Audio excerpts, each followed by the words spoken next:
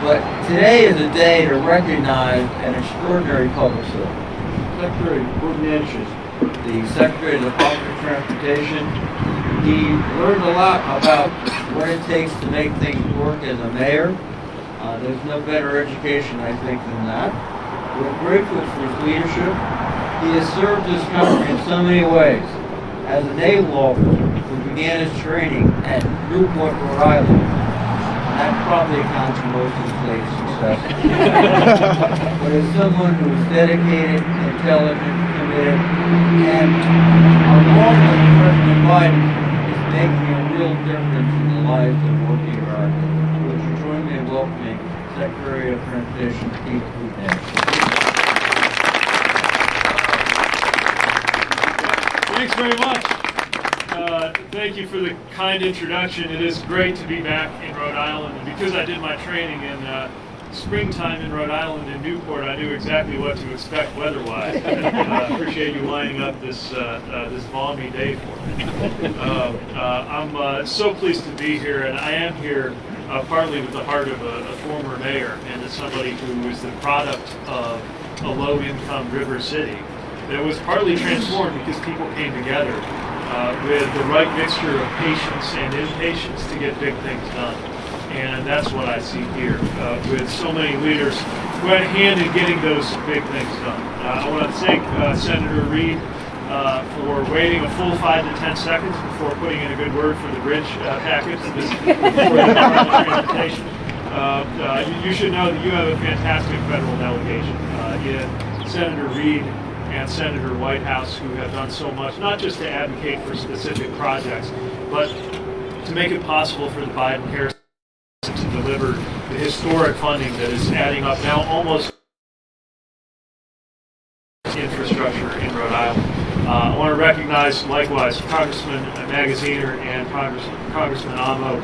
They spoke with rightful pride about the funding that they've secured in the appropriations process to support projects like these, but are also partners and were critical to us getting this bill done. Of course, Gabe can take credit for this with his former hat on as well, as a great colleague in the administration.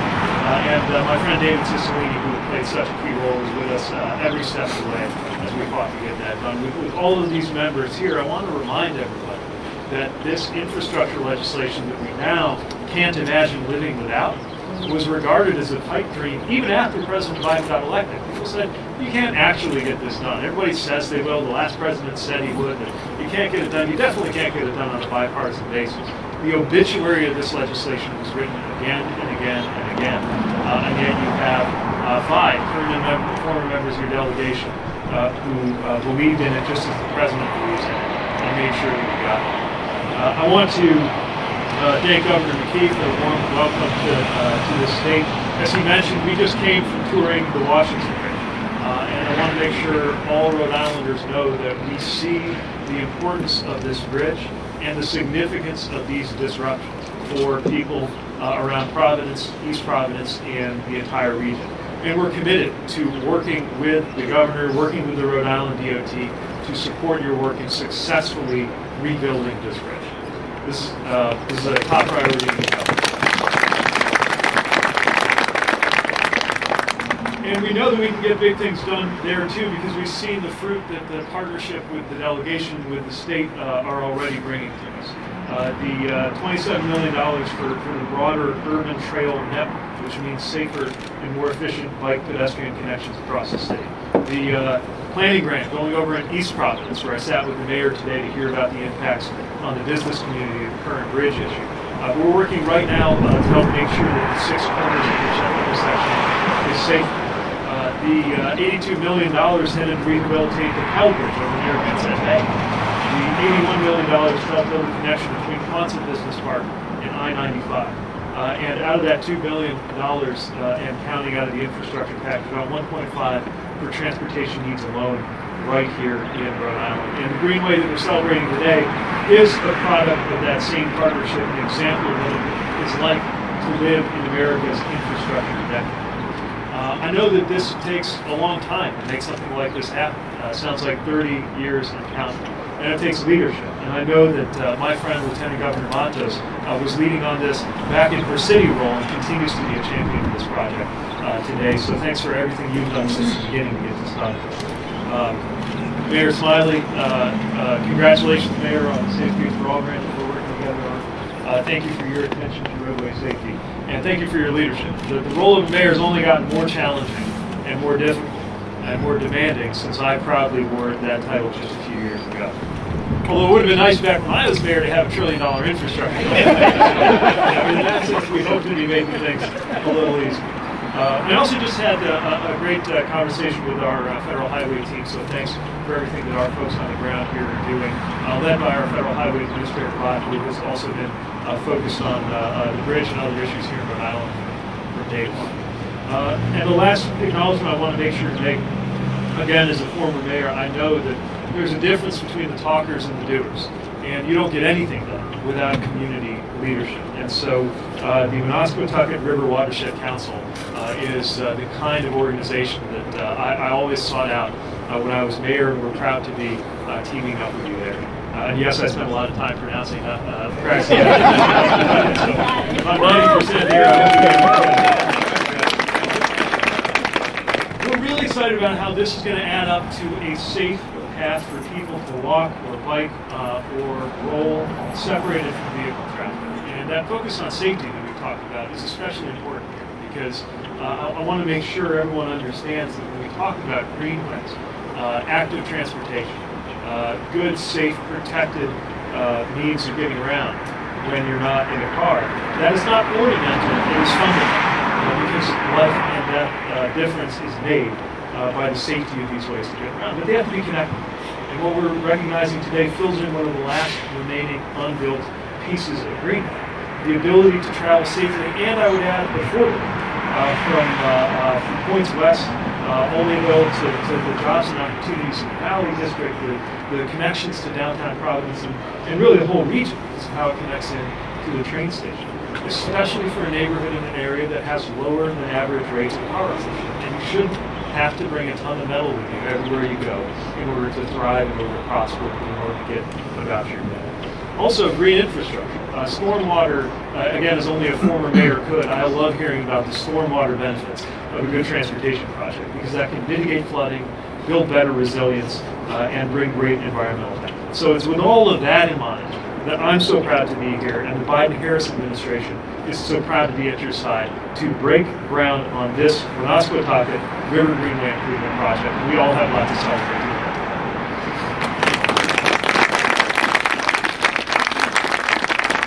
Just a couple other notes. I'm told that St. Joseph's Day is a big deal around here. So, as somebody who is a graduate of St. Joe High School in St. Joe County, whose father and son are named Joseph, I'm thrilled that on a day named after a carpenter, we are taking up this construction work, and it couldn't come at a more fitting time. The President of the State of the Union, that many of us were privileged to be in the room for, just a few days ago, talked about the greatest comeback story never told. And I think we're feeling that across the country, and we're certainly feeling that right here in Providence and right here in Rhode Island. We've put it another way, we've seen a lot of others breaking promises. Right now we're here breaking ground, which is what all of this legislation, all of these efforts are about. So again, I want to congratulate everyone who worked so hard to get us to this point. I want to thank you in advance for all of the hard work we're about to do together, but to see these projects through and to make sure there's more where this came from.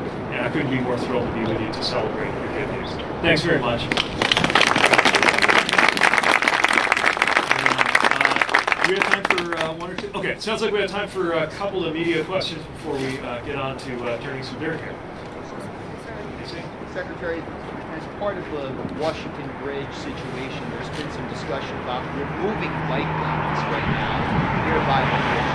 Your general take on that in light of why we're here today right now, reducing bike lanes to make way for more vehicular traffic as part of the bridge rerouting? Well, without being able to speak to all of the details of the particular project design or how it goes through its phases, I think the big picture is we want to make sure we move toward more accessibility and not less, more bike and pedestrian connectivity and not less. can. That's something we think about in terms of the network as a whole. So there are always going to be changes to individual pieces of it, but we want to make sure that at the end of the day there's better connectivity.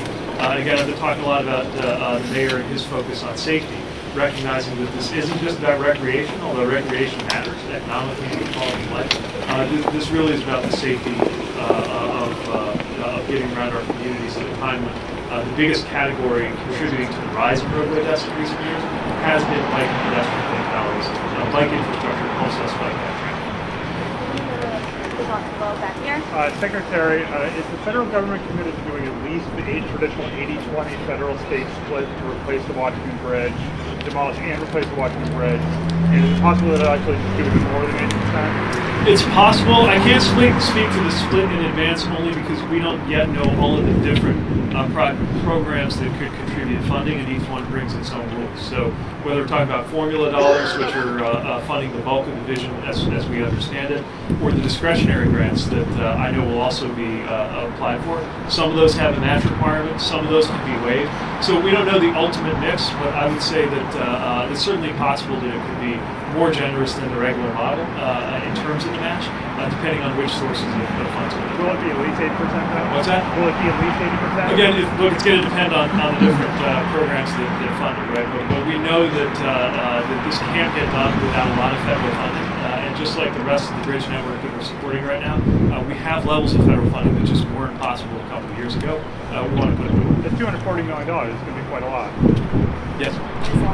We'll go to Gabrielle next. Secretary, earlier you said the issues with the Washington Bridge wouldn't have been found if there weren't the ongoing repair work, but bridges are regularly inspected regardless of if there's any ongoing repair work. And the last time this bridge was inspected in July, none of the issues that prompted the initial shutdown or the decision to demolish it were discovered. In fact, it was a young engineer who had made that initial discovery, not an inspection. So does that concern you? Do you think the state needs to reevaluate how inspections are being done? Yes. Thanks very much for coming out. Appreciate it. Thanks, everyone.